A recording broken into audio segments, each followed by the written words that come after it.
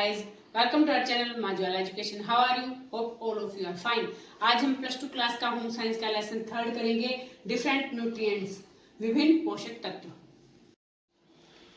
करते हैं पोषक तत्व। पोषक तत्व हमने पिछले लेसन में पढ़ा था। पोषक तत्व कौन कौन से होते हैं जो हमें पोषण देते हैं, हमारे शरीर को पोषण देते हैं, वो भोज्य पदार्थ जो होते हैं वो पोषक तत्व कहलाते हैं। कौन कौन से होते हैं पोषक तत्व?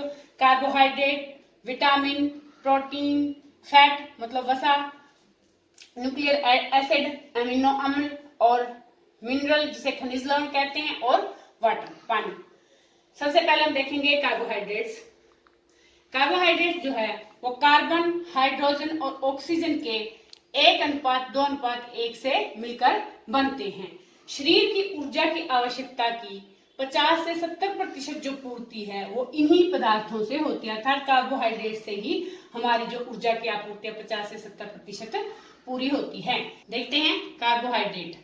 इसके 3 पार्ट होते हैं। मोनोसैकेराइड, ये मोनोसैकेराइड जो होते हैं वो कार्बोहाइड्रेट की सबसे सरल अवस्था होती है, जिसके 3 पार्ट होते हैं, ग्लूकोज, फ्रक्टोज और गैलेक्टोज।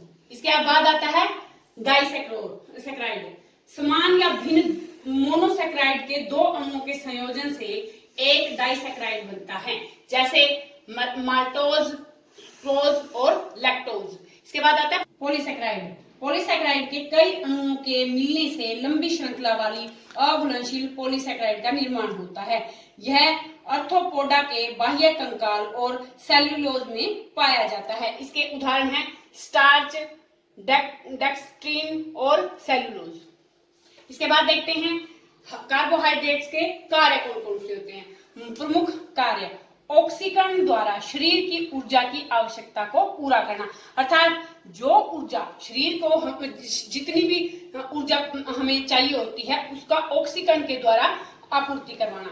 शरीर में भोजन संचय की तरह कार्य करना और भोजन के पाचन में भी सहायता करना, और विटामिन सी का निर्माण करना, और न्यूक्लियर अम्लों का निर्माण करना, जंतुओं के बाह्य कंकाल का निर्माण करना। ये सब कार्य जो है कार्बोहाइड्रेट्स के होते हैं। अब देखते हैं प्रमुख स्रोत क्या है, कहां कहां से हमें कार्बोहाइड्रेट मिलता है। गेहूं, बाजरा, मक्का, चावल, आलू, शकरकंद, शलगम, केला, चीकू इत्यादि जो भोज्य पदार्थ हैं इनसे हमें कार्बोहाइड्रेट्स मिलता है। इसकी कमी की वजह से तो सूखा रोग हो जाता है और अधिकता की वजह से मोटापा हो जाता है। देखते हैं विटामिन। विटामिन जो है उसकी खोज जो है हॉपकिंस ने की थी 1912 में, और इसे नाम दिया सी फंक ने, इसलिए जो है विटामिन के साथ जो है नाम जो है फंक का लिया जाता है। विटामिन जो है 2 प्रकार के होते हैं। कौन कौन से होते हैं? एक तो पानी में घुलनशील वाटर सोल्यूबल, और एक होता है फैट सोल्यूबल जिसे कहते हैं वसा में घुलनशील। पानी में घुलनशील कौन कौन से होते हैं? बी और सी विटामिन जो है वो पानी में घुलनशील है। ए, डी, ई के ये जो विटामिन है ये वसा में घुलनशील है।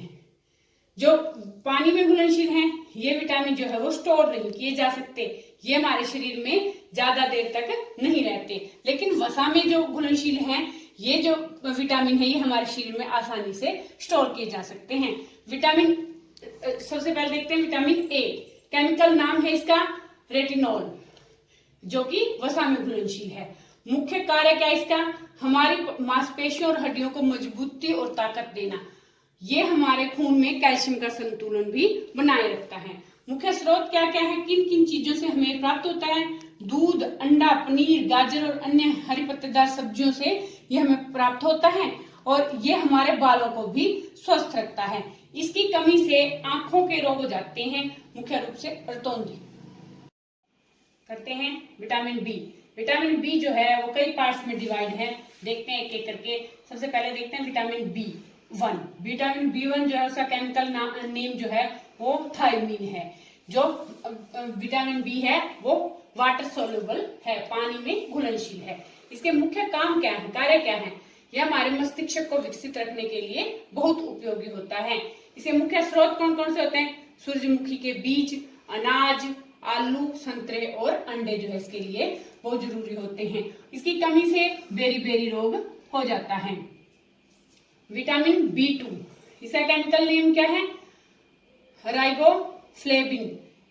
ये भी जैसे वाटर में सोल्यूबल है और मुख्य काम जो है इसका त्वचा को अच्छी रखने के लिए ये उपयोगी होता है। और इसके मुख्य स्रोत जो होते हैं केला, दूध, दही, मांस, अंडे, हरी जिंस और मछलियां आदि इसके लिए जरूरी होती हैं। इसकी कमी से जो रोग होता है वो है त्वचा का फटना, आंख का लाल होना और जीभ का फटना। ये रोग जो है विटामिन B2 की कमी से हो जाते हैं। विटामिन B3 इसका केमिकल नेम है नियासिन। ये भी इसका मुख्य जो काम होता है वो ब्लड प्रेशर को कंट्रोल में रखने और सिर दर्द और दस्त को कम करने के लिए बड़ा उपयोगी है। इसके मुख्य स्रोत क्या हैं? खजूर, दूध, अंडे, टमाटर, गाजर, मूंगफली और संतरे इत्यादि। इसकी कमी से जो रोग होता है बालों का सफेद होना और मंद बुद्धि होना, ये जो है इसके मुख्य रोग है, इसकी कमी से होते हैं। विटामिन B5 इसका केमिकल नेम है पैंटोथेनिक एसिड। इसका मुख्य काम जो होता है बालों को स्वस्थ रखना और तनाव को कम करना, शरीर के अंदर, दिमाग के अंदर जो हमारा तनाव होता है उसको कम करना। मुख्य स्रोत कौन कौन से होते हैं? मांस, मूंगफली, आलू, पत्तेदार सब्जियां।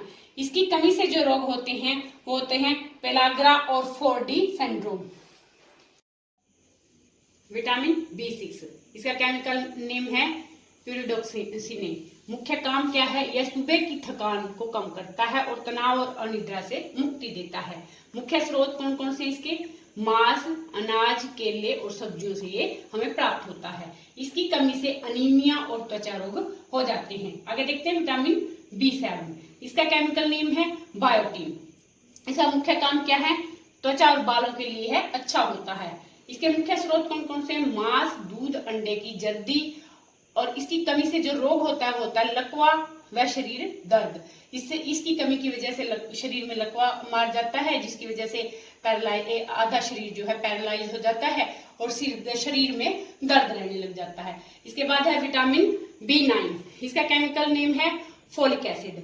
इसका मुख्य काम क्या है? गठिया के उपचार और गर्भवती महिलाओं के लिए ये बड़ा उपयोगी है। इसके मुख्य स्रोत हैं दाल, सब्जियां, सूरजमुखी के बीज और फल। इसकी कमी से अनीमिया और पेचिश रोग हो जाते हैं। अनीमिया मतलब खून की कमी हो जाती है और पेचिश रोग हो जाता है। विटामिन B12 इसका केमिकल नेम है साइनोसोबलमीन। इसका मुख्य काम क्या है? यह अनीमिया मतलब कि खून की कमी जो है उसको पूरा करता है और मुंह के अल्सर से हमें बचाता है। इसके बाद है इसके मुख्य स्रोत कौन कौन से? मांस, कलेजी, दूध और दूध से बने उत्पाद और अंडा इत्यादि जो है इसके मुख्य स्रोत होते हैं। इसकी कमी से अनीमिया और पंडु रोग हो जाते हैं। विटामिन सी जो है इसका केमिकल नेम है एस्कॉर्बिक एसिड। इसका मुख्य काम क्या होता है? यह हमारी त्वचा और हड्डियों के लिए बहुत ही आवश्यक है और यह किसी भी घाव को ठीक करने में हमारी बहुत ज्यादा मदद करता है। मुख्य स्रोत कौन कौन से हैं? विटामिन सी जो है क्योंकि वाटर सोल्यूबल है, पानी में घुलनशील है, इसलिए ये जो है मोस्टली खट्टे पदार्थों में, खट्टे जो फल फ्रूट हैं उनमें मिलता है, जैसे नींबू, संतरा, नारंगी, टमाटर और खट्टे पदार्थ। इसकी कमी से स्कर्वी और मसूड़ों का फूलना ये रोग हो जाते हैं। विटामिन डी इसका केमिकल नेम है कैल्सीफेरोल। इसका मुख्य काम क्या है? हमारे शरीर में कैल्शियम अब्जॉर्ब करने में मदद करना और इम्यून सिस्टम को मजबूत करना और दांतों की सड़न को कम करता है ये। और मुख्य स्रोत क्या क्या है? सूर्य का प्रकाश, दूध और अंडे की जर्दी इत्यादि। इसकी कमी से कौन कौन से रोग हो जाते हैं?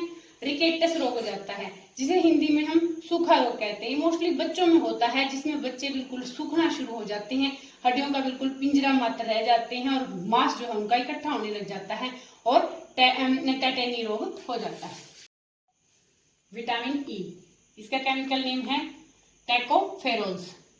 इसका मुख्य काम क्या होता है? प्रजनन क्षमता में सुधार लाना, अर्थात संतान उत्पत्ति की जो शक्ति है वो प्रदान करना और ऑक्सीकरण जो है अवरोध को की तरह काम करना, ऑक्सीकरण के अवरोध की तरह इसका काम करना, अर्थात इसका जो काम होता है वो संतान की उत्पत्ति में जो है सहायक होता है, पुरुषों के लिए भी और स्त्रियों के लिए भी। मुख्य स्रोत क्या है? वनस्पति तेल, अनाज, बादाम, दूध और अंडा। लीवर के रोगियों को भी ये चीजें जो है अधिक खाने के लिए कहा जाता है। इसकी कमी से प्रजनन शक्ति कम हो जाती है, अर्थात पुरुषों में तो नपुंसकता आ जाती है और स्त्रियों में जो है बांझपन रोग हो जाता है। विटामिन के, इसका केमिकल नेम है फिलोक्विनोन। इसका मुख्य काम जो होता है, यह स्वस्थ हड्डियों के लिए जो है प्रोटीन बनाकर हमारे शरीर की मदद करता है और रक्त का थक्का जमाने में भी मदद करता है। मुख्य स्रोत क्या क्या है? टमाटर और हरी सब्जियां। इसकी कमी से कौन सा रोग हो जाता है? रक्त का थक्का देर से जमता है, अर्थात अगर हमें चोट लग जाती है तो हमारा रक्त जो है बहने लग जाता है, उसको कंट्रोल करना बड़ा मुश्किल हो जाता है अगर विटामिन के की कमी होगी। अगर विटामिन के हमारे शरीर में भरपूर मात्रा में होगा तो चोट लगने पर हमारा खून का जो बहाव है वो धीमा होगा और जल्दी रुक जाएगा। अगर इसकी कमी होगी तो जो खून है वो रुकने का नाम नहीं लेगा, बड़ी मुश्किल हो जाएगी उसको रोकने में। देखते हैं प्रोटीन। प्रोटीन जो है कार्बन, हाइड्रोजन, ऑक्सीजन और नाइट्रोजन, इन सब के योग को प्रोटीन कहते हैं। प्रोटीन की छोटी इकाई को एमिनो अम्ल कहते हैं। प्रोटीन शब्द का सबसे पहले प्रयोग जे वर्जिलियस ने किया था। यह एक जटिल कार्बनिक यौगिक है जो 20 से 22 एमिनो अम्ल से मिलकर बने होते हैं। इनमें से 10 एमिनो अम्ल जो होते हैं वो तो हमें भोजन से प्राप्त होते हैं और 10 हमारा शरीर जो है खुद तैयार कर लेता है। मानव शरीर का लगभग 15% भाग जो है वो प्रोटीन से निर्मित होता है। सभी प्रोटीनों में नाइट्रोजन जो है वो पाया जाता है। 1 ग्राम प्रोटीन जो है 4.1 कैलोरी ऊर्जा के बराबर होता है। देखते हैं प्रोटीन का वर्गीकरण। प्रोटीन को 3 आधारों पर वर्गीकृत किया जाता है। गुणों के आधार पर भी, उसके अंदर गुण किस मतलब उसकी क्वालिटी क्या है, गुण क्या है, गुणों के आधार पर उसे 3 प्रकार से वर्गीकृत किया गया है। पूर्ण प्रोटीन, पूर्ण प्रोटीन के अंतर्गत वो वस्तुएं आती हैं, वो चीज आती हैं जिनसे प्रोटीन जो हम पूर्ण रूप से मिलता है। इसमें कौन कौन से खाद्य पदार्थ आते हैं? इसमें जैसे कि सूखे मेवे, दूध से बने पदार्थ, सूखे मेवे और मूंगफली, वो जो है पूर्ण प्रोटीन के स्रोत होते हैं, पूर्ण प्रोटीन के अंतर्गत आते हैं। आंशिक प्रोटीन, आंशिक प्रोटीन जो है ये द्वितीय श्रेणी में आता है। इसमें अनाज और दालें जो है इसके अंतर्गत आती हैं। अपूर्ण प्रोटीन ये जो है तृतीय श्रेणी के अंतर्गत आता है और इसके अंदर जो है मकई वाला जो मक्की है ना, उसका प्रोटीन जो है इसके अंतर्गत आता है। इसमें अपूर्ण रूप से प्रोटीन होता है। सबसे बढ़िया जो होता है वो पूर्ण प्रोटीन होता है। ये महंगा भी होता है। सूखे मेवे जैसे दूध से बने पदार्थ जो है वो थोड़े महंगे होते हैं, लेकिन सबसे बढ़िया स्रोत जो है पूर्ण प्रोटीन होते हैं। इसके बाद दूसरे नंबर साधनों के आधार पर वर्गीकरण। साधनों के आधार पर इसको 2 रूपों में वर्गीकृत किया गया है, वनस्पतिक साधन और पशुजन्य साधन। वनस्पति से जो प्रोटीन हमें मिलता है वो वनस्पतिक साधन के अंतर्गत आता है, जैसे दाल, अनाज, ये सूखे मेवे जो है ये वनस्पतिक साधन के अंतर्गत आते हैं। और पशुजन्य में दूध और दूध से बने पदार्थ जो है वो पशुजनिक साधनों के अंतर्गत आते हैं। उसके बाद आता है रासायनिक विशेषताओं के आधार पर। रासायनिक विशेषताओं के आधार पर भी इसे 3 रूपों में वर्गीकृत किया गया है। साधारण प्रोटीन, जिसमें केवल अमीनो अम्ल होते हैं, उन्हें हम साधारण प्रोटीन के अंतर्गत रखते हैं। मिश्रित, जिसमें मिश्रित प्रोटीन वे होते हैं जिसमें अमीनो अम्ल के साथ अन्य अणु भी मिले हुए होते हैं, इसलिए इन्हें मिश्रित प्रोटीन कहते हैं। व्युत्पन्न प्रोटीन, ये वो प्रोटीन होते हैं जो हमें प्राकृतिक रूप से वनस्पति द्वारा प्राप्त होते हैं, इन्हें हम व्युत्पन्न प्रोटीन कहते हैं। प्रोटीन जो है उसके प्राप्ति स्रोत देखते हैं। शाकाहारी स्रोत कौन कौन से होते हैं? सोयाबीन, दूध, मसूर, चना, मटर, मूंग, उड़द, राजमा, लोबिया, गेहूं और मक्का, ये जो खाद्य पदार्थ हैं ये शाकाहारी स्रोत हैं प्रोटीन के। मांसाहारी स्रोत कौन कौन से होते हैं? मांस, अंडा, मछली व यकृत। इन सब चीजों से मांसाहारी जो व्यक्ति हैं उनको प्रोटीन की कमी पूरी वो कर सकते हैं। मुख्य कार्य क्या होते हैं? ये सेल, प्रोटोप्लाज्म और टिश्यू के निर्माण में सहायक होते हैं। आवश्यकता पड़ने पर ये शरीर को ऊर्जा प्रदान करते हैं। त्वचा, रक्त, मांसपेशियों व हड्डियों की सेल्स का विकास करते हैं। पानी के संतुलन का नियंत्रण करते हैं, हमें ऊर्जा प्रदान करते हैं। पोषक तत्वों का जो है संवहन करते हैं और शरीर की वृद्धि और विकास में ये सहायक होते हैं। इसलिए इसके इतने सारे काम होते हैं, इसलिए हमारे अंदर प्रोटीन की कमी हमें नहीं होने देनी चाहिए। कमी से होने वाले रोग, बच्चों में प्रोटीन की कमी से क्वाशोरकर और मरासमस जो रोग हो जाते हैं, इनके लक्षण देखते हैं और इनके बारे में देखते हैं कि किन किन चीजों की कमी से होते हैं और कैसे इसको हम पूरा कर सकते हैं, ठीक कर सकते हैं। क्वाशोरकर, इस रोग में बच्चों के हाथ पांव जो है वो दुबले हो जाते हैं और पेट जो है वो बाहर की तरफ निकल आता है। क्वाशोरकर जो है गरीब परिवारों में ज्ञान न होने के कारण जब माँ का दूध जो है बच्चे से छुड़वा जाता है तो बच्चे की दूध की कमी जो है वो पूर्ण नहीं हो पाती।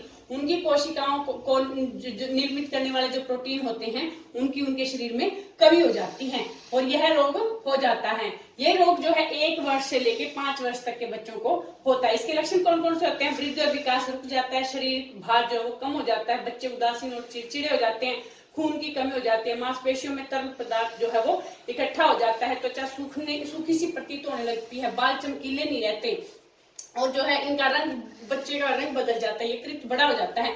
इसको दूर करने के लिए बच्चे को प्रोटीन वाला परंतु वसा के बिना जो आहार है वो देना चाहिए। उसे पानी और फलों का रस देना चाहिए। उसके आहार में कैल्शियम, विटामिन ए और लोहा जो है वो भी पर्याप्त मात्रा में देना चाहिए। उसे कार्बोज वाले पदार्थ देने चाहिए। मरासमस, इस रोग में बच्चों की जो मांसपेशियां हैं वो ढीली हो जाती हैं। यह जो है प्रोटीन और कैलोरी दोनों की कमी से होता है। इसको सूखा रोग भी कहते हैं और ये रोग जो है वो 15 महीने से कम उम्र के जो बच्चे हैं उनको होता है। यह तब तक होता है जब तक माता का दूध जो है उचित रूप से बच्चे को नहीं मिल पाता या उसको पानी मिलाकर ऊपर का दूध पिलाने लग जाते हैं। प्रोटीन और कैलोरी के साथ बच्चे के आहार में कैल्शियम, राइबोफ्लोविन और विटामिन ए की कमी आ जाती है। इसके लक्षण देखते हैं।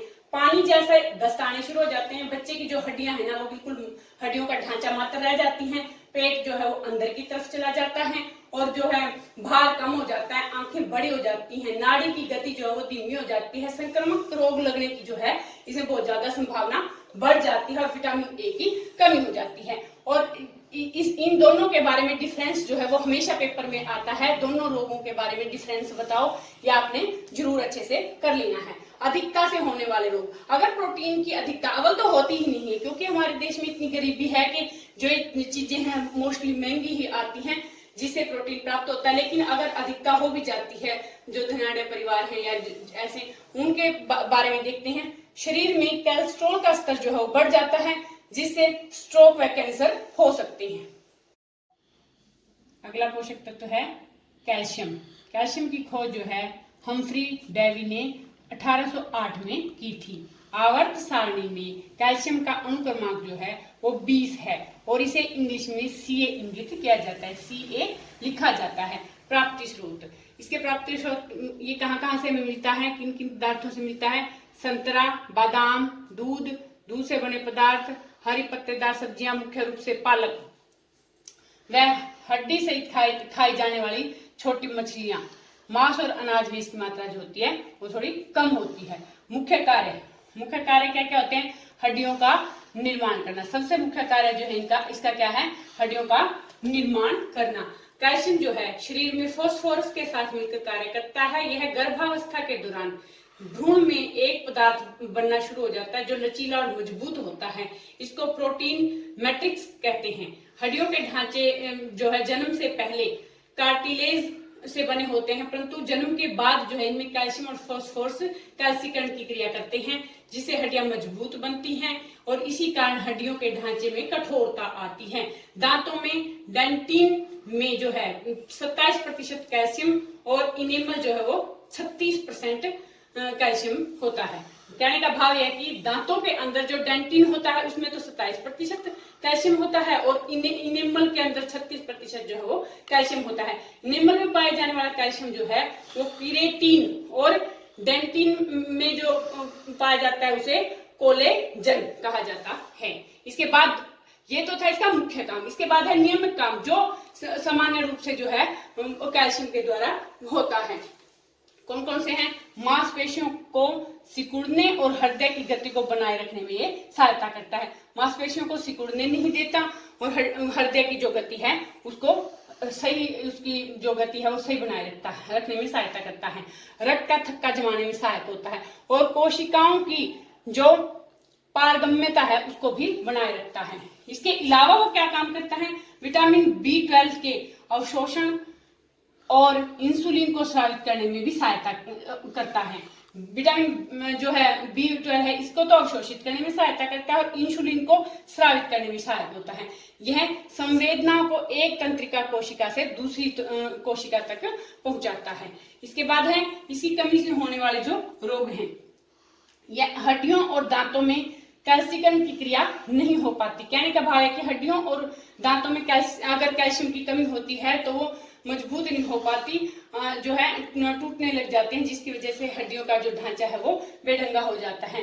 बचपन में इसकी कमी की वजह से हड्डियां जो है वो कमजोर हो जाती हैं, विकास रुक जाता है और टांगों की जो हड्डियां होती है वो टेढ़ी हो जाती हैं। और वयस्क अवस्था में अगर इसकी कमी हो जाती है तो डी कैल्सिफिकेशन के कारण जो है ऑस्टोमलेशिया रोग जो है हो जाता है। और बूढ़ों की जो है रीढ़ की हड्डी जो है झुक जाने के कारण, इसकी कमी से बूढ़ों की रीढ़ की हड्डी झुक जाती है, जिसे एस्ट्रोयोरोसिस रोग कहते हैं, जिसकी वजह से बूढ़ों का कुब्बड़ निकल आता है। किशोरावस्था में अगर इसकी कमी हो जाती है तो श्रेणी मेखला जो है वो सिकुड़ने लग जाती है। और अगर गर्भवती महिला के अंदर कैल्शियम की कमी हो जाती है तो उसका गर्भपात हो जाता है। वसा, फैट। वसा जो होता है वो फैटी एसिड और ग्लिसरीन का मिश्रण होता है। यह कार्बन, हाइड्रोजन और ऑक्सीजन तत्वों से मिलकर बना है।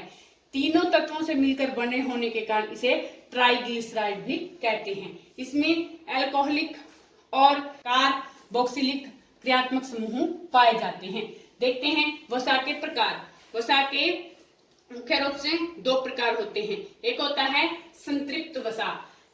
संतृप्त वसा जो होता है वो एक बंध में पाया जाता है, जिसके कारण इसमें हाइड्रोजन ग्रहण करने की क्षमता जो है वो नहीं होती है। साधारण ताप पर जो है ठोस बने रहते हैं। यह हमारे शरीर में अंदर जाकर जम जाते हैं और शरीर के लिए हानिकारक होते हैं। इसके अंदर मक्खन और घी आदि आते हैं। इसके बाद है असंतृप्त वसा। असंतृप्त वसा जो होती है यह दो कार्बन परमाणुओं के बीच दोहरा बंध होती है। यह हाइड्रोजन से जोड़ने की क्षमता रखती है। इस क्रिया को हाइड्रोजिनेशन कहते हैं। यह साधारण ताप पर तरल अवस्था में बने रहते हैं, जैसे कपास के बिनोले का तेल, सरसों का तेल और मूंगफली का तेल। ये जो है इसके अपेक्षा कम हानिकारक होते हैं। संतृप्त जो होते हैं वो अंदर जाकर जो है जम जाते हैं, घी और मक्खन, इसलिए ये जो है हमारे लिए हानिकारक होते हैं। इनके अलावा दो और प्रकार के वसा होते हैं। एक होता है आवश्यक वसा, जो वसा जो है शरीर के अंदर उत्पन्न नहीं होते, जैसे लिनोलिक, लिनोलेनिक और एराकिडोनिक। इस तरह के जो अम्ल हैं ये जो है अनावश्यक वसा के अम्ल होते हैं। इसके बाद दूसरा होता है अनावश्यक वसा अम्ल। ये हमारे शरीर के अंदर खुद ही उत्पन्न हो जाते हैं, हमें भोजन के द्वारा ये लेने की जरूरत नहीं होती। इसके बाद देखते हैं वसा के स्रोत कौन कौन से होते हैं, सोर्सेज कौन कौन से होते हैं। ये दो भागों में बांटे जाते हैं, पादप और जंतु। पादप मतलब वनस्पति से कौन कौन से वसा मिलते हैं, कौन कौन से पदार्थों से मिलते हैं, जैसे सरसों, सोयाबीन, मूंगफली, सूरजमुखी और नारियल का तेल। इन सब के जो तेल होते हैं वो हमें वनस्पति से मिलते हैं। दूसरे नंबर पर आता है जंतु। जंतुओं से, जीव जंतुओं से हमें कौन कौन से वसा पदार्थ मिलते हैं, दूध, घी, मांस और मछली। देखते हैं वसा के कार्य कौन कौन से होते हैं। इसका सबसे मुख्य कार्य होता है ऊर्जा प्रदान करना। यह हमारे शरीर को ऊर्जा प्रदान करती है। 1 ग्राम वसा जो है 9 किलो कैलोरी हमें प्रदान करती है, अर्थात चिकनाई प्रदान करती है। कमी से होने वाले रोग, अगर वसा की हमारे शरीर में कमी हो जाती है तो कौन कौन से रोग हो जाते हैं, कमजोरी, थकान, मानसिक समस्याएं और पाचन संस्थान में भी प्रभावित होता है, जैसे कब्ज वगैरह हो जाते हैं। और अगर इसकी अधिकता हो जाती है तो कौन कौन से रोग हो जाते हैं, मोटापा, मधुमेह, किडनी की भी समस्याएं हो जाती हैं। और इसमें हृदय जो है, हृदय संबंधी जो रोग होने का डर रहता है, क्योंकि कोलेस्ट्रॉल की मात्रा बढ़ जाती है। इसके बढ़ने से रक्त प्रवाह जो है नहीं हो पाता और शरीर में अम्ल की मात्रा बढ़ जाती है। और क्षार और अम्ल दोनों का संतुलन जब बिगड़ जाता है तो व्यक्ति कई बार बेहोश हो जाता है और उसकी मृत्यु भी हो जाती है। अगला पोषक तत्व देखते हैं आयोडीन। आयोडीन के प्राप्ति स्रोत कौन कौन से होते हैं, समुद्र की झाग, प्याज, आयोडीन नमक और इसके अलावा शलगम और सरसों के पत्ते भी इसके स्रोत होते हैं। मुख्य कार्य, यह विभिन्न तंतुओं को ऑक्सीकरण की क्रिया में मदद करता है, जिससे शारीरिक और मानसिक विकास जो है वो तेजी से होता है। दूसरे नंबर पर आता है नाड़ी संस्थान को मजबूत करना, वे नाड़ी संस्थान को मजबूत करता है। तीसरे नंबर पर इसका कार्य है मांसपेशियों को क्रियाशील बनाना। वे मांसपेशियां जो है उनकी गति जो है तेज हो, क्रियाशील हो, वो तेजी से व्यक्ति काम कर सके। इसके बाद आता है कोलेस्ट्रॉल को नियंत्रित करता है, कोलेस्ट्रॉल की मात्रा को कम करता है, नियंत्रित करता है। और 5वें नंबर पर आता है प्रजनन में सहायक होता है, ये प्रजनन के लिए भी सहायक होता है। आयोडीन और उपापचय में सहायक होता है, अर्थात पाचन क्रिया में सहायक होता है। जो भी हम कुछ खाते हैं आयोडीन से जो है वो जल्दी ही हमारे शरीर के अंदर पच जाता है। इसकी कमी से होने जो प्रभाव पड़ते हैं वो देखते हैं। सबसे पहले नंबर पर आता है घेंगा रोग, जिसे गलघंड या वर्ट्र कहते हैं। दूसरे नंबर पर आता है बौनेपन का रोग। तीसरे नंबर पर आता है मिक्सोडिमा। इनके बारे में खोलकर देखते हैं थोड़ा सा कि घेंगा रोग जो होता है वो गले का रोग होता है, जिसमें गले में सूजन आ जाती है। गले में सूजन होने की वजह से जो है श्वसन तंत्र में जो है कमी आ जाती है, और जिसकी वजह से इंसान जो है वो सांस लेने में उसको तकलीफ होती है। इस आयोडीन की कमी से बच्चे जो है बौने रह जाते हैं, उनका शारीरिक विकास जो है, वृद्धि विकास जो है बिल्कुल कम हो जाता है, और उनका विकास जो है छोटे कद के वो रह जाते हैं, जिसकी वजह से बौनेपन का शिकार हो जाते हैं। और इसके अंदर मिक्सोडिमा जो है ये बुजुर्गों का रोग होता है। उनकी जो है बूढ़े बुजुर्ग जो होते हैं उनमें ये रोग आयोडीन की कमी से हो जाता है। इसके बाद देखते हैं फास्फोरस। फास्फोरस के स्रोत कौन कौन से होते हैं? फास्फोरस इसके स्रोत देखते हैं कौन कौन से होते हैं। दूध, अंडा, दाल, बादाम इत्यादि जो है फास्फोरस के अच्छे सोर्सेज होते हैं, अच्छे स्रोत होते हैं। फास्फोरस के कार्य देखते हैं। सबसे पहले आता है अस्थियों और दांतों का निर्माण। फास्फोरस जब कैल्शियम के साथ मिलता है तो कैल्शियम फास्फेट को निर्मित करता है, जो एक अघुलनशील यौगिक होता है। यही अघुलनशील यौगिक जो हड्डियों और दांतों को में जमता है और उसको दृढ़ और टिकाऊ और मजबूती प्रदान करता है। फास्फोरस जो होता है जब कैल्शियम के साथ मिलता है तो कैल्शियम की जो अवशोषण की जो दर होती है उसमें वृद्धि हो जाती है। दूसरे नंबर पर आता है न्यूक्लियोप्रोटीन को बनाना। जो फास्फोरस जो है न्यूक्लियोप्रोटीन का निर्माण करता है और जो संतान उत्पत्ति के लिए सहायक होता है, या वंशानुगत जो गुण होते हैं उसको पीढ़ी दर पीढ़ी स्थानांतरित करता है। यही प्रोटीन सभी कोशिकाओं के केंद्रक तथा उसमें विद्यमान न्यूक्लिक अम्ल जो है उसको बनाता है, या कोशिका विभाजन में भी सहायक होता है। तीसरे नंबर पर आता है वसा और कार्बोज के उपयोग में सहायक। कार्बोज के उपयोग में सहायक कहने का भाव यह है कि फास्फोरस जो है कार्बोज, वसा और प्रोटीन से उत्पन्न शक्ति पर नियंत्रण और स्थानांतरण करता है। इस कार्य के लिए है फास्फोट एडिनोसिन डाइफास्फेट और एडिनोसिन ट्राइफास्फेट जो है उनका निर्माण करता है।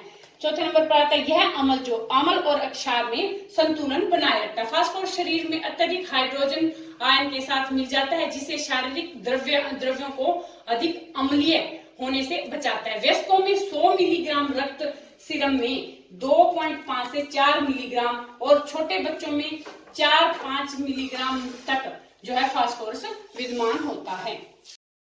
फास्फोरस की कमी से होने वाले रोग। फास्फोरस की कमी से शरीर में थकान रहती है, जोड़ों में दर्द रहता है और इसकी कमी से हृदय रोग होने की आशंका भी बनी रहती है। नेक्स्ट देखते हैं अगला पोषक तत्व तो है लोहा, आयरन। प्राप्ति के स्रोत कौन कौन से हैं? चुकंदर, अनार, सेब, केला, गुड़, शक्कर, सूखे मेवे, गाजर, हरी पत्तेदार सब्जियां, मुख्य रूप से इसमें पालक, मोटे अनाज, खजूर, मुनक्का और शहद, इनमें जो है भरपूर मात्रा में लोह तत्व मिलता है। लोह का अवशोषण जो है अमाशय और छोटी आंत के ऊपरी भाग से फेरस की अवस्था में होता है। सामान्य रूप से 10% जो लोह है वो अवशोषित होता है और वयस्कों में ये 45% तक होता है, लेकिन सामान्य रूप से ये 10% तक ऑब्जर्व होता है, अवशोषित होता है। अब देखते हैं लोहे के कार्य क्या क्या होते हैं। शरीर में हीमोग्लोबिन का निर्माण करना। लोहे का सबसे मुख्य कार्य है भी लोहा जो है ना वो शरीर में हीमोग्लोबिन जो है उसका निर्माण करता है। हीमोग्लोबिन का संश्लेषण लोहे की मात्रा पर ही निर्भर करता है। जैसे ये दो शब्दों से बना हेम प्लस ग्लोबिन। हीमोग्लोबिन का मुख्य कार्य क्या होता है? ऑक्सीजन को विभिन्न कोशिकाओं तक पहुंचाना। और उस बात को हम क्या कहेंगे, जब ऑक्सीजन को पहुंचाते हैं विभिन्न कोशिकाओं तक तो उसे ऑक्सी हीमोग्लोबिन के रूप में जाना जाता है। इस प्रकार हीमोग्लोबिन प्रत्येक कोशिका तक ऑक्सीजन पहुंचाता है। विभिन्न कोशिकाएं जो है ऑक्सीजन ग्रहण करने के बाद कार्बन डाइऑक्साइड को हीमोग्लोबिन के साथ मिलाकर कार्बोक्सी हीमोग्लोबिन का निर्माण करती है। ऐसे रूप को हीमोग्लोबिन कार्बन डाइऑक्साइड को फेफड़े में पहुंचाकर ऑक्सीजन ग्रहण कर लेते हैं। इस तरह हमने देखा कि भी शरीर के लिए हीमोग्लोबिन का निर्माण जो है लौह तत्व के द्वारा होता है। दूसरे नंबर पर आता है रोग प्रतिरोधक क्षमता पैदा करना। जब हमारे अंदर हीमोग्लोबिन की मात्रा काफी मात्रा होगी तो हमारे अंदर रोगों की जो है रोग उत्पन्न होने की जो क्षमता है वो कम हो जाएगी, क्योंकि रोग प्रतिरोधक का काम करता है हीमोग्लोबिन हमारे लिए, इसलिए लौह तत्व इसके लिए बहुत जरूरी है।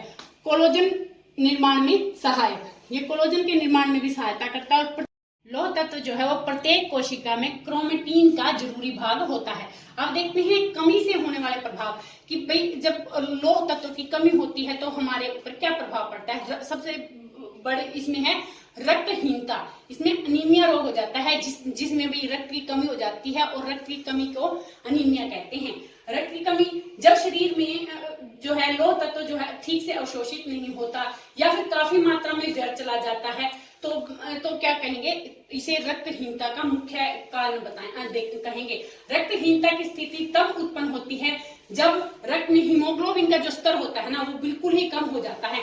विभिन्न आयु के लोगों को का हीमोग्लोबिन देखेंगे हम सामान्य स्तर पर किस तरह का होता है। बच्चों में 11 से 12 ग्राम जो है प्रति 100 मिलीलीटर जो है रक्त होना चाहिए। स्त्रियों में ये इसकी मात्रा जो है 13 से 15 ग्राम होनी चाहिए। गर्भवती महिलाओं में 11 ग्राम होना चाहिए और पुरुषों में 15 से 17 ग्राम प्रति 100 मिलीलीटर रक्त जो है होना चाहिए। रक्तहीनता के लक्षण देखते हैं। अगर रक्तहीनता होती है तो इस रोग को हम कैसे पहचान सकते हैं, इससे कौन कौन से लक्षण होते हैं। नींद न आना, आंखों में पीलापन, पेट में जलन, सांस का फूल जाना, चक्कर आना, नाखून टूटने लगना, स्त्रियों का कोयला, मिट्टी या चाक आदि खाना, तीली या यकृत बड़ा हो जाता है और पैरों में जो है ओडिमा हो जाता है। हाथ पांव में जो है चुभन जैसा महसूस होता है, जैसे हम कहते हैं ना जैसे ऐसा लग रहा है जैसे मेरे पैर सुन्न हो गए हैं, ऐसे सुन्न जैसा लगने लग जाता है हाथ पांव में। ये सब जो हमने देखे प्रभाव जो है रक्तहीनता की कमी से देखे, जो कि लौह तत्व की कमी से होते हैं। लौह तत्व की अधिकता के प्रभाव, जिगर में लोहे का संग्रह होता है जो कि सिड्रोसिस कहलाता है, अर्थात जो लौह तत्व जो है हमारा शरीर ऑब्जर्व नहीं कर सकता वो जो है इकट्ठा हो जाता है हमारे जिगर के अंदर, हमारे लीवर के अंदर। उस लीवर के अंदर जो लौह तत्व संग्रहित होता है उसे सिड्रोसिस कहते हैं और इस सिड्रोसिस से रोग उत्पन्न होता है। इससे कायरोसिस ऑफ लीवर जो रोग है वो हो जाता है। अब हम आगे देखते हैं अमीनो अम्ल। वे अणु हैं जिनमें अमाइन और कार्बोक्सिल दोनों ही जो है ग्रुप में पाए जाते हैं। इससे प्रोटीन का निर्माण होता है और ये प्रोटीन जो है हाइड्रोजन के साथ मिलकर या अक्षय अम्ल और क्षय दोनों में संतुलन बनाए रखता है। बच्चों के लिए ये जो 10 होते हैं और बड़ों के लिए 8 अमीनो अम्ल जो है वो जरूरी होते हैं। एक करके इनके नाम थोड़ा देख लेते हैं। बड़ों के लिए जो 8 होते हैं कौन कौन से होते हैं, threonine, lysine, isoleucine, leucine, tryptophan, valine, phenylalanine, methionine. और इनके अलावा 2 और हैं जो बच्चों के लिए होते हैं, हिस्टिडीन और आर्जिनाइन। इस तरह से 10 जो है अमीनो अम्ल जो है हमारे लिए जरूरी होते हैं, 10 बच्चों के लिए और 8 वयस्कों के लिए। अगला पोषक तत्व है जल। इसके प्राप्ति स्रोत कौन कौन से होते हैं, पीने का पानी, सूप, चाय, कॉफी, जूस, लस्सी और अन्य पेय पदार्थ जो है इसके जो है मुख्य स्रोत होते हैं। इसके अतिरिक्त प्रत्येक भोज्य पदार्थ में कुछ न कुछ मात्रा में जल की हमें प्राप्ति होती है। जल के कार्य क्या होते हैं, शरीर निर्माण करना अर्थात बॉडी बिल्डिंग। शरीर का निर्माण जो है कैसे करता है जल, यह शरीर के प्रत्येक भाग में उपस्थित होता है। यह शरीर की प्रत्येक कोशिका के निर्माण में जो है सहायता करता है। जिन अंगों में जो है उपापचय की क्रियाएं अधिक होती है उनमें जल की मात्रा भी अधिक होती है। जैसे कि गुर्दे में 83% पानी होता है, रक्त में 80% होता है और क्या मस्तिष्क में 79%, मांसपेशियों में 72%, जिगर में 70% और अस्थियों में 30% और दांतों में 10% जल की मात्रा होती है। इस तरह हम कह सकते हैं कि पूरा जो शरीर होता है उसमें हर एक अंग में जल का कुछ ना कुछ परसेंटेज होता है। कहने का भाव है कि शरीर का निर्माण पानी के बिना नहीं हो सकता। दूसरे नंबर पर आता है घुलनशील के रूप में। घुलनशील के रूप में जो है जल किस तरह है हमारे शरीर में घुलनशील है। यह सभी भोज्य पदार्थों को केवल वसा को छोड़कर सभी में घुलनशील है, ताकि पोषक तत्व जो शरीर के विभिन्न अंगों तक पहुंच सके और पाचन संस्थान में जो है भोजन जो है वो गतिशीलता के साथ काम करे या गतिशीलता को बढ़ाता है। इसके बाद है शरीर के ताप पर नियंत्रण। शरीर के ताप पर कैसे नियंत्रण करता है? समस्त शरीर के तापमान को नियंत्रित करता है। जब शरीर का तापमान बढ़ जाता है तो हमारी त्वचा और श्वसन तंत्र में पानी जो है पसीने के रूप में बाहर निकलना शुरू हो जाता है। पसीना जो है वाष्प बनकर फिर उड़ जाता है तो शरीर का तापमान गिर जाता है। इस प्रकार तो हमें ठंडक महसूस होती है और हमारे तापमान को जो है नियंत्रित कर देता है। इसके बाद है व्यर्थ पदार्थों को बाहर निकालना। व्यर्थ पदार्थों को उत्सर्जन तंत्र के द्वारा बाहर निकालने में जल हमारी मदद करता है। इसके बाद है आंतरिक अंगों की रक्षा। आंतरिक अंगों की जल कैसे रक्षा करता है? आंतरिक अंगों को चारों तरफ से यह सुरक्षित रखता है। कोई भी चोट आदि का प्रभाव इस पर नहीं पड़ने देता। यह हड्डियों के चारों तरफ और सिरे के पास भी रहता है, जिससे हड्डियां जो है आपस में रगड़ती नहीं है। कहने का भाव है कि हड्डियां, रक्त और जो है हमारी त्वचा सभी के अंदर जो है जल जो है भरपूर मात्रा में पाया जाता है, जिसकी वजह से हमारे आंतरिक अंगों की है रक्षा करता है। इसके बाद है पाचन में सहायक। जल जो है हमारे जो खाना है उसको मुलायम कर देता है, जो कि पचने में आसानी हो जाती है, इसलिए यह पाचन तंत्र में भी सहायक होता है। इसके बाद देखते हैं कमी से प्रभाव। अगर जल की कमी हो जाती है हमारे शरीर में तो हमारे शरीर पर क्या क्या प्रभाव पड़ते हैं?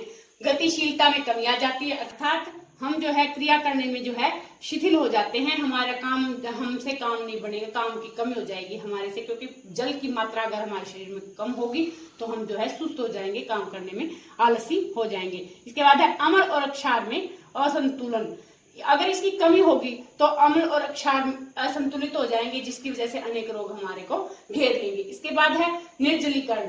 अगर पानी की कमी हो जाएगी तो हमारा शरीर जो है निर्जलीय हो जाएगा। इसके बाद है कब्ज। पानी की कमी से जो है पाचन तंत्र संबंधी कब्ज रोग भी हो जाता है, अर्थात जो है हम जो है शौच वगैरह जाने में हमें बड़ी मुश्किल होगी और जिसकी वजह से हमारे पेट में हमेशा दर्द रहेगा। वजन की कमी। पानी की कमी की वजह से हमारे शरीर के वजन की भी कमी हो जाएगी और गुर्दों में विकार आ जाता है। पानी की कमी से जो है गुर्दों में भी विकार आ जाता है। इसके बाद देखते हैं खनिज लवण, मिनरल सॉल्ट। अकार्बनिक पदार्थ हैं।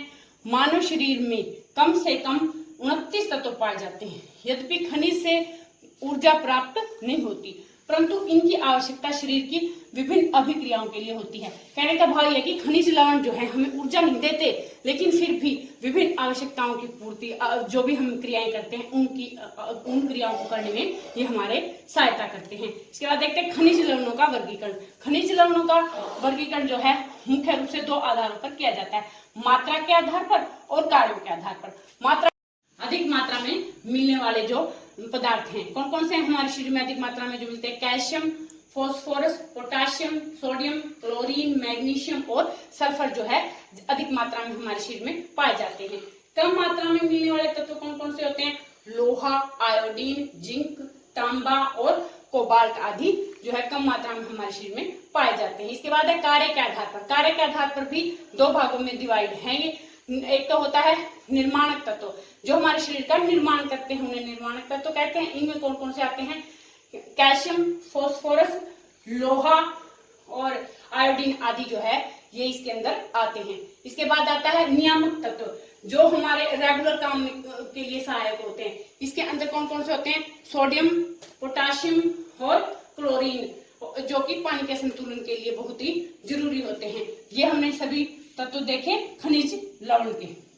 गाइस, ये था हमारा आज का टॉपिक। आशा है कि आपको पसंद आएगा और आप इसे जरूर लाभ उठाएंगे और लाइक करेंगे, शेयर करेंगे, कमेंट करेंगे और हमारे चैनल को सब्सक्राइब करेंगे और बेल आइकन दबाएंगे और देखते रहेंगे माँ ज्वाला एजुकेशन। मस्त रहेंगे, स्वस्थ रहेंगे। Bye bye.